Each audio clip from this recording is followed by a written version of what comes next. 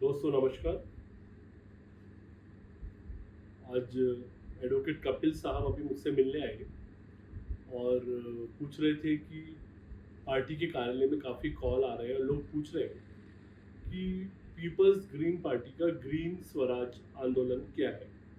और कपिल जी चाह रहे थे कि मैं इसको विस्तार से बताऊं। मुझे लगा कि अच्छा मौका है और इस समय पर एक वीडियो बनाया जाए और वीडियो के माध्यम से पीपल्स ग्रीन पार्टी के ग्रीन स्वराज आंदोलन को बेहतर ढंग से समझाने का प्रयास करें।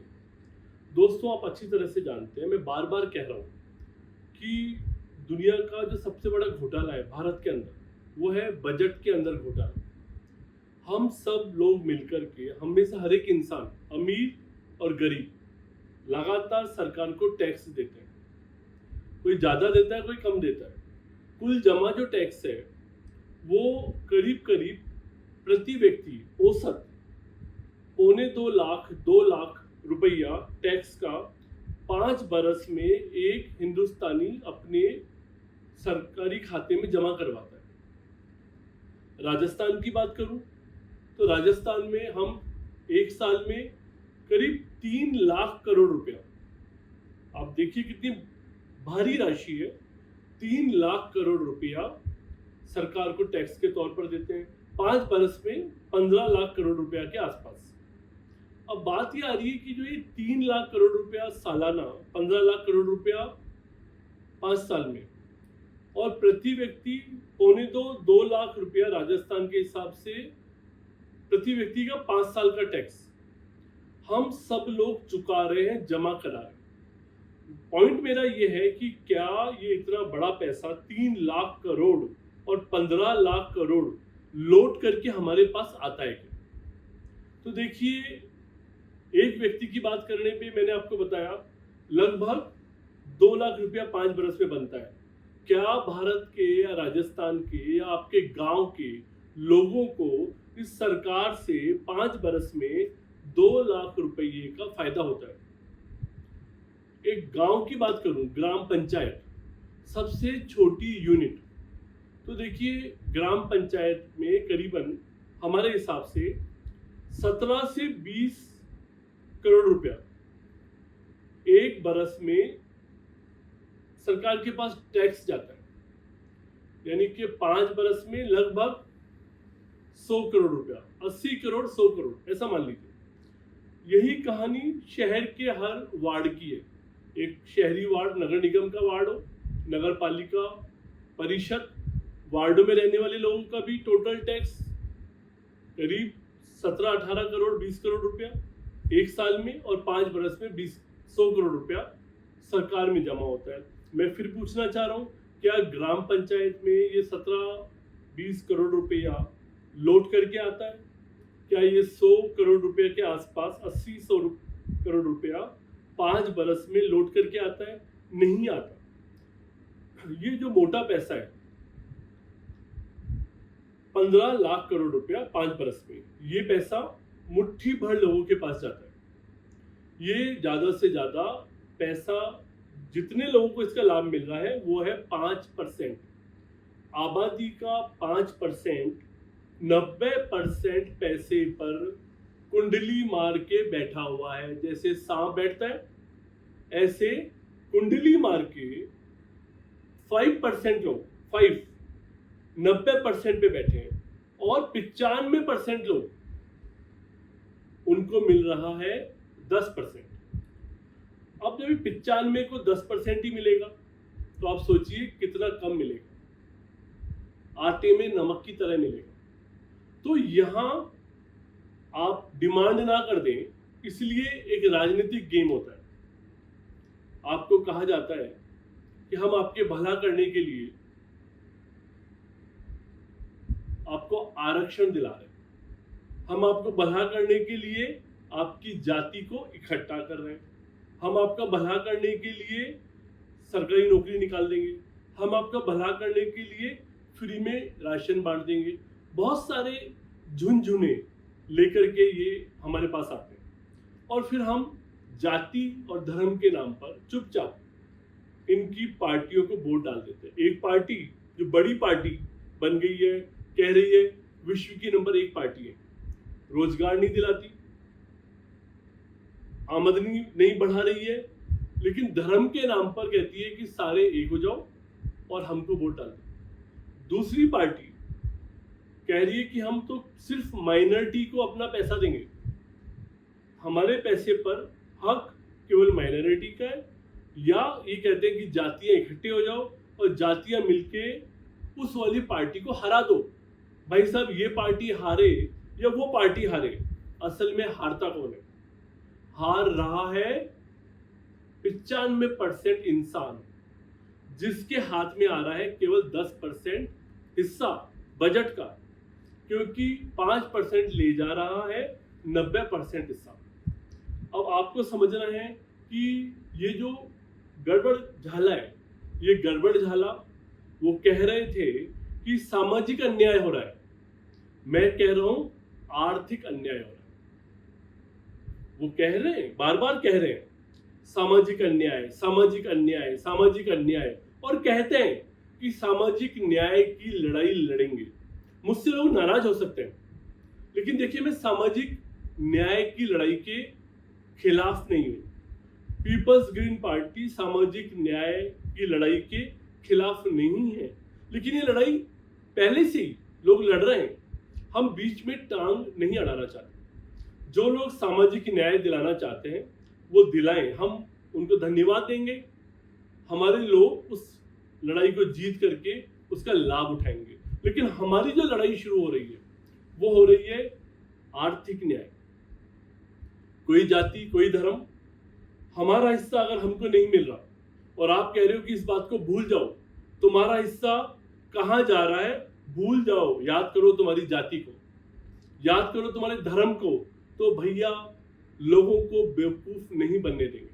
हर एक इंसान को समझाना चाहते हैं, एक इंडिविजुअल किसान को, एक इंडिविजुअल नौजवान को, एक इंडिविजुअल महिला को ये बताना चाहते हैं कि टैक्स में तुम्हारा हिस्सा प्रति व्यक्ति 2 लाख रुपया 5 बरस में बन रहा है। तुम्हारे गांव में 5 बरस में 70, 80 या 100 करोड़ रुपया का हिस्सा जा रहा है, तुम्हारे वार्ड से जा रहा है, तुम्हारी विधानसभा से 6000 करोड़ रुपया जा रहा है, लेकिन लौट करके नहीं आ रहा। और यहां मेरा मकसद विधानसभा में लौटाना नहीं है, ग्राम पंचायत में लौटाना नहीं है। मेरा मकसद है आर्थिक न्याय दिलाना व्यक्तियों, नौजवानों को, युवाओं को, महिलाओं को, बहनों को और भाइयों को। देखिए, और हम बहुत छोटी चीज की डिमांड कर रहे हैं, कितना लाखों करोड़ों रुपए की हमने बात करी, बहुत ही कंफ्यूजिंग फिगर्स है। मुझे पता है एक आम आदमी इतनी मोटी शब्द 3 लाख करोड़, 15 लाख करोड़ समझने में दिक्कत आएगी। अब मैं छोटी में बात बताता हूँ। आर्थिक न्याय का मसला क्या है? हम कह रहे हैं कि आप ऐसा करो, आप जो भी रुपये में घोटाला कर रहे हो, 100 करोड़ रुपया हम कह रहे हैं कि एक गांव से टैक्स के तौर पर जा रहा है या एक वार्ड से जा रहा है, तो भैया हम 100 करोड़ रुपए नहीं मांग रहे। जो भी सरकार में बैठा है, भाजपा बैठी है या कि कांग्रेस, हम नहीं मांग रहे 100 करोड़, तुम खा जाओ। हम कह रहे हैं आप ऐसा करो, आपके वार्ड और अपने ग्राम पंचायत में 100 नौजवानों पर करीब 4 लाख 5 लाख रुपया खर्च करो, 100 नौजवानों पर। क्योंकि देखिए, आपके पास सरकारी नौकरी नहीं है, आप झुंझुना देते हो सरकारी नौकरी देंगे देंगे देंगे। ये गहलोत जी 3 बार सीएम बन गए, उनसे पानी हाथ में लेके पूछो 15 बरस में कितनी नौकरियां दी। वसुंधरा राजे जी 2 बार बन के हटी हैं, 10 बरस में। पानी हाथ में लो, बोलो उन्हें, बताओ कितने लोगों को नौकरी दी है। और अभी भजन लाल जी क्या करने वाले? कोई निहाल करने वाले नहीं है। हमारे बच्चे नौजवान से बूढ़े हो गए। आप देखिए, पिछले 20 बरस में ये लोगों ने कुछ भी नहीं किया। मेरा मानना है कि राजस्थान में 2 करोड़ नौजवान रोजगार की तलाश में। मेरी परिभाषा में नौजवान 18 बरस से 35 बरस के लोग हैं। ये 2 करोड़ लोगों में से सरकार ने कुछ अगर किया भी होगा तो 10 लाख लोगों को राहत दे दी होगी। अब 1 करोड़ 90 लाख लोग शेष है। अब आप बताइएगा, क्या मैं 95% लोगों की लड़ाई को नहीं लड़ूं? क्या 95% लोगों की आवाज को नहीं उठाऊं? तो मैं ऐसा कह रहा हूं, ये लोगों में से चुनिंदा कोई भी बीजेपी का वोटर हो, कांग्रेस का वोटर हो, मैं नहीं कह रहा कि पीजीपी के वोटर को दो, मेरा तो छोटी पार्टी है, आप किसी को भी दीजिए। गांव में 100 जनों को एक ग्राम पंचायत के अंदर माइक्रो एंटरप्रेन्योर बनाने पर काम कीजिए, उनको काम धंधा खुलवाइए, उनको ट्रेनिंग दीजिए, उनको भूमि दीजिए, दुकान दीजिए, फैक्ट्री के लिए जगह दीजिए और 2-5 लाख रुपया सीड मनी के तौर पर आप उन्हें पहुंचाइए। हम कह रहे हैं कि एक लड़के को, एक लड़की को आप 5 लाख रुपया उस पर लगा दीजिए, 100 जनों पर 5 करोड़। देखिए, दे रहे हैं 100 करोड़, मांग रहे हैं 5 करोड़। याद करिए, मैं तो अदना सा एक टीचर हूं। श्री कृष्ण दुर्योधन के दरबार में गए थे, रिक्वेस्ट करने, याचना करने, 5 गांव मांगने गए थे। मैं भजनलाल सरकार से, भाजपा सरकार से, कांग्रेस की सरकार से गांव के बच्चों के लिए, गांव की महिलाओं के लिए, गांव में ऐसे लोग जो काम करना चाहते हैं उनके लिए, और शहर में वार्डों में रहने वाले बच्चे, बहनें, नौजवान लोग, उनके लिए 5 लाख रुपए की सहायता मांग रहा हूं। यानी कि पूरे उस इकाई के अंदर 5 करोड़ दिए, 100 मांग रहे हैं 5, याचना कर रहे हैं, हाथ जोड़ रहे हैं। इस आंदोलन के माध्यम से सरपंच साहब के पास जाएंगे, वार्ड पार्षद के पास जाएंगे, हाथ जोड़ेंगे, रिक्वेस्ट करेंगे। 100 नहीं मांग रहे, 5 मांग रहे। श्री कृष्ण जो हमारे भगवान है, 5 गांव मांगने गए थे। अगर दुर्योधन दे देते तो क्या रण होता? नहीं होता। हम भी याचना कर रहे हैं, राजस्थान के नौजवानों की तरफ से याचना कर रहे हैं। राजस्थान भर में जाग करेंगे, जगाएंगे, एक एक नौजवान को बताएंगे ये पूरी कहानी। आप भी इस वीडियो को अगर सुन रहे हैं, समझ रहे हैं, मेरा आपसे गुजारिश है, रिक्वेस्ट है, विनती है, निवेदन है, दूसरे नौजवानों को भेजिए, सुन सके और समझ सके। किसी झांसे में आने की बात नहीं कर रहा। देखिए, सरकार के पास बहुत थोड़ी सी सरकारी नौकरी है, झांसे में मत फंसो, अपना काम करने का सोचो। पीपल्स ग्रीन पार्टी लेकर आइए ग्रीन स्वराज, स्वराज महीने, खुद का राज, स्वावलंबन, आत्मनिर्भरता हर एक नौजवान की। हर एक गांव को आजाद कराना चाहते हैं, हर एक शहरी वार्ड को आजाद कराना चाहते हैं, आपको आजाद कराना चाहते हैं, हर नौजवान को आजाद कराना चाहते हैं, हर बहन को आजाद कराना चाहते हैं। अगर जेब में पैसा होगा, हम किसी के पराधीन नहीं, और अगर जेब में पैसा नहीं है, अगर हाथ फैला रहे हैं, यानी कि हम गुलाम हैं।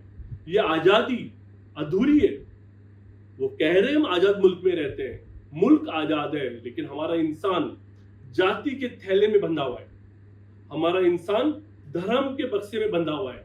धर्म से बाहर निकालेंगे, जाति से बाहर निकालेंगे, नौजवानों को स्वावलंबी बनाएंगे, आत्मनिर्भर बनाएंगे। 5 करोड़ रुपया एक गांव में रिक्वेस्ट कर रहे हैं, हाथ जोड़ रहे हैं, याचना कर रहे हैं, और एक बात और कह रहे हैं कि अगर याचना नहीं मानी गई तो याद रखिए, रण होगा, भीषण संग्राम होगा। नमस्कार दोस्तों, जय हिंद, जय राजस्थान।